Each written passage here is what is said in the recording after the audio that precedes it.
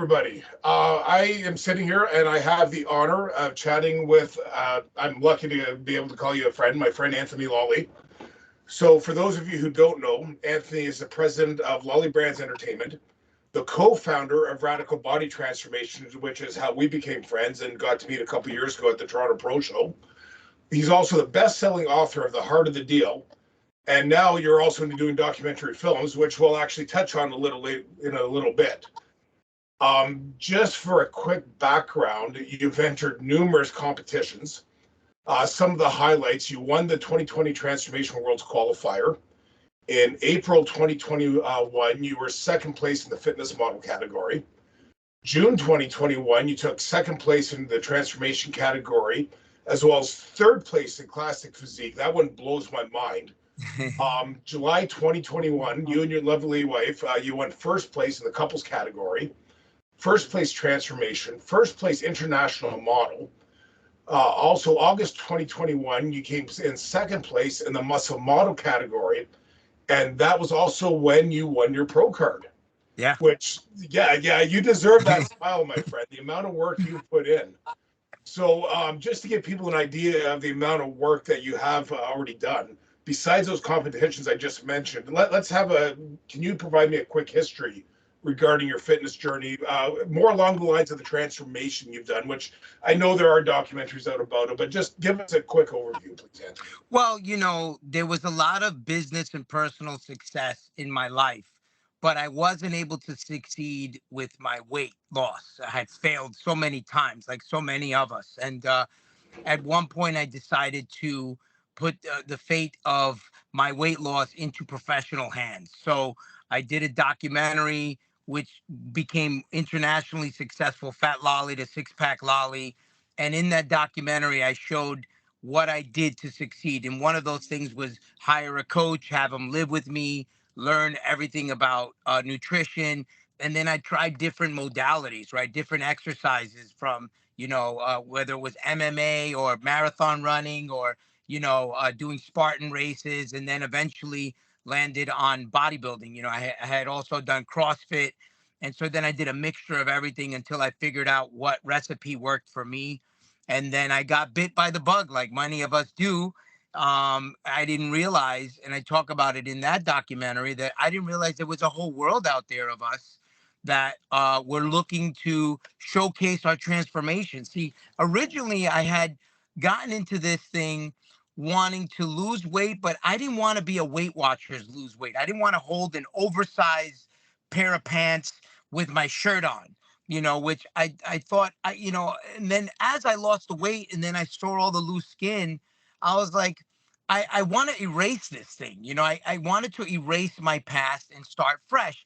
When I discovered the word transformation, I discovered an entire world. My algorithm changed, and I started seeing people that were much heavier in worse circumstances, personally, financially, emotionally, succeeding. So that put me in a position where, the man with no shoes felt bad for himself until he saw the man with no feet. And I saw a lot of people that had worse circumstances achieving and blowing things out. And then when I realized that there was actually a competitive nature, a competitive circle, that's what put the fuel and the battery in my back to take it to the next level. And so roughly how long into your journey do you think it was before you decided that you were going to have that surgery, the plastic surgery? Well, it was basically, it took me 9 months to lose the weight. And then once I had decided with my coach that I was going to compete, because like I lost this weight, what's next? And he goes, Anthony, there's a whole world out there of competitive transformation, and I know you're an entrepreneur, you're a competitive guy, maybe you want to do it. Once I discovered that, I started looking at some of the other people, and I said, wow, this sounds like fun to me. And then, but I also knew that I wanted to kind of really do it the right way and cut the loose skin. And so then that became a journey of me discovering what was the best way to approach the loose skin surgery and how to do that. Yeah, I went through something very similar with my transformation. Yep. For years, I went back and forth whether I was going to have the surgery or not, because to me, that loose skin was a way of reminding myself of how far I'd come. And yeah, I see you nodding your head. But then I got to that point where I don't want to be constantly reminded of how far I've come. I want to go to that next level. And Right. yeah, exactly. So, what surgeries have you had, and how long ago now has it been since you've had the surgery? Oh, it's been quite some time. It's been about 4 years or 3.5, almost 4 years since I had the surgery. So to answer your first question, within 1 year, I lost all the weight and got the surgery and recovered. And then started the competing part. But yeah, it's mainly, it was just mainly that. That's it. I just had the 360, and then I was able to lift the loose skin off of my chest by utilizing Dr. Douglas Steinbreck, who we did a documentary about in something called Skin Deep, about Alex Poro and his Yeah, surgery. Um, and what happened in my quest for finding a good plastic surgeon is that Dr. Douglas Steinberg primarily and only works on males. So his expertise was mainly for men, because what I had also noticed was um, that there are ways to avoid the scars that you get in your chest. And, this is obviously all technique, and it's also a little bit more expensive, and also not everyone can do that based on how much loose skin you have. But when I met with him, we had talked about that, and what he did was something very unique, where he basically took the underarm skin and lifted up the chest. So we were able to avoid the abrasive scars across the chest, because my goal was to compete and make my body, like a fitness model and all that kind of stuff. So it was very synergistic, and so that was basically it. That was the extent of the surgery, because what I had done was I also studied the other people getting the surgery. A lot of them were getting them twice. What was happening was people get they lose a little weight, they get excited, they want to cut the skin off, but they don't get down to a very, very low body fat. So what happens is they cut the skin off. That motivates them even more to go to the gym, work out, and sometimes it's bariatric surgery that helped them lose the weight, which is great. It's a tool. But then they get down to a point where they're really lean and they're like, oh man, I need to do the surgery again. So I didn't want to do that. I got very lean, like extremely lean, so that, my skin was as tight as a balloon after the surgery was. And that allowed me to be able to really, really maintain my physique. yeah, yeah. You raised some excellent points there. I know for myself, when I was looking into having the loose skin removed off of my chest, I didn't want to have those telltale scars underneath as well. So I went through a slightly different procedure. Instead of going in through the armpit, I had what's called a Benelli procedure done, where Dr. Barr, my plastic surgeon, cut just on the inside of the nipple and then around the outside of the nipple in two Oh, we circles. did that too. We did Yeah, that too. It was a combination of both. It was that from the nipple, they were extracted and put back, and then also the underarm. But yeah, those are very intelligent, effective ways that only a surgeon that works with men would know, yes, because a plastic surgeon that's used to working with women is not even going to consider removing the nipple, because a woman, that is part of the allure of the breast, is the integrity and the look of the nipple. But as you know, the after effects for a male removing the nipple, there's a little bit of scarring and discoloration. But yeah. you know when you got to pick your poison. Either you have a massive scar across your chest, or you just have a little ring. So and so for us men, it's not that bad. Exactly, exactly. Now, speaking of us, as you just said, being men, for some reason, I just had an old musical where men were manly men, men in tights pop into my head. um, did you have any feedback from anyone regarding being a male in bodybuilding, having the plastic surgery, negative, positive? Any comments made or? Not really. I think, my particular audience that I curated from this process was a mixture, because my background was business. I was a big real estate guy in New York. I've been in a lot of press and media. I've launched several businesses and written books and stuff like that.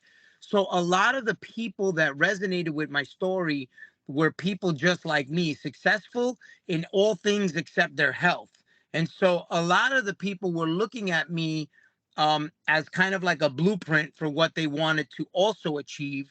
And because of the research oriented nature that I am, they knew that whatever I was doing was the best at the time, you know? And so they were more like, wow, this is cool. And they were actually reaching out to me and getting references and referrals and, you know, and things like that. So I was able to, you know, point them in the right direction. Perfect, perfect. Now, you did mention the documentary Skin Deep with Alex Porro. Yeah. We talked a little bit about the Biohack Yourself documentary you're currently working on. Do you have any other projects that are you currently in the works that you'd like to share with us? Give us a little. Well, yeah, I mean, Skin Deep was awesome. That was great with Alex Porro and Dr. Douglas Steinbreck. That What a lot honestly, of awards already as yeah, well. it's won like 10 awards. It's doing very great. It's on Amazon. We had a great premiere party at Redcon One Gyms in Boca Raton. Aaron Singerman, the CEO of Redcon, was very gracious and allowed us to use the gym. I'm releasing, my wife and I are releasing a documentary, which is the biggest bodybuilding documentary ever done, the most star-studded. It's called The Guru. It's a story about one of the most famous bodybuilding coaches, George Farah, Yeah, and he's coached over 135 Mr. Olympia and Arnold Classic champions, IFBB pros, guys like Kai Green, Dexter Jackson. I mean, you name it, he's coached them at one point in yeah, time in their career. And we got a chance to interview all of them and tell his story. The guy got shot, the guy got cancer. He now is a doctor. So he asked us to put together this beautiful documentary and tell the story from our eyes. So that's coming out next month. And we even have the president of the Olympia and IFBB, Jim Mannion, the vice president, Tyler Mannion, the Bob Ciccarello, the head coach. I mean, everybody that's basically the establishment of the bodybuilding community is in it. But what I think is interesting, and my wife and I talk about this all the time, you know, 4 years ago, I go from being 315 pounds, not and nothing to do with with fitness or health. And now all of a sudden I'm interviewing everybody that, you know, is inspirational in the field, which is a very, you know, it's a blessing, you know. So we're excited about that. And then you mentioned the Biohack Yourself documentary. It was supposed to be one part, and then all of a sudden it took on a life of its own. So we created an Instagram channel, Biohack Yourself Movie, to kind of really promote some of the interviews before the movie's release. And within that, we got outreach from some of the biggest names in the life extension and wellness space, like superstars. And so they all said, we want to share our story. We like what you're doing. So now it's called a 4-part tetralogy. So it's going to be 4 parts. And so it's about in total 75 people, of which 50 of them are the most famous, notable neuroscientists, biochemists, life extenders, people that know how to heal. Like, it's really incredible, their stories, their journeys. But you know, our Rolodex now, and you know, it's funny because Teresa's like laughing because she gets text messages from all these people. She's like, yeah, look at Kai Green, he's my best friend. Or look at Thomas DeLauer, he's my buddy. Like, you know, it's funny because you meet these people and they're really incredible human beings. yeah. And so a lot of these people are, you know, double board certified and doctors and highly decorated people, a lot of famous people. So we're excited about that. And we're actually now completely have shift our personal diet and lifestyles to biohacking. And it's really been a game changer for us, not only physically, but hormonally and mentally. It's just next level. And we are now, Teresa and I are now competing to kind of reverse aging. So there are now ways you can test to see how fast you're aging and how slow you're aging, and you can actually control it. So because of our competitive nature, we're now doing things to actually measure and mark these markers to be able to know what's going on, because we want to be, you know, we met people, Blake, that are 80 that look like they're 50. Yeah. And we've seen what they've done, and we've, you know, pierced back the veil, and we're like, this is possible, you know. So we're on that pathway now. So that's coming out soon. We're Sorry, I wrapping up just want to filming. jump in real quick. As somebody who's going to be turning 50 later this year, I'm very interested in that one. Yeah. So we reveal all the secrets, and so that's coming. We're actually going to finish editing. We're finished shooting in California and Florida. So we have 3 more shooting dates, and then we're gonna put it out. It's gonna be really awesome. And then we have one that we're in pre-production for. It's two actually. One is about biodentistry, which is biological dentistry. Most people don't realize that it's like everything. It's even what you and I went through, Blake. We were destroying our bodies with what we were putting in our mouths, right? It all starts from here. Yep. So the damage that goes in your stomach, in your body, in your brain, it all starts from here. But there are things that happen along the way where you get your teeth done and worked by dentists where there's mercury and there's poisons being put in your teeth. And now there's a whole new way, a whole new discovery of how people are suffering from different things, including suicide. And it all comes down to bad dental work.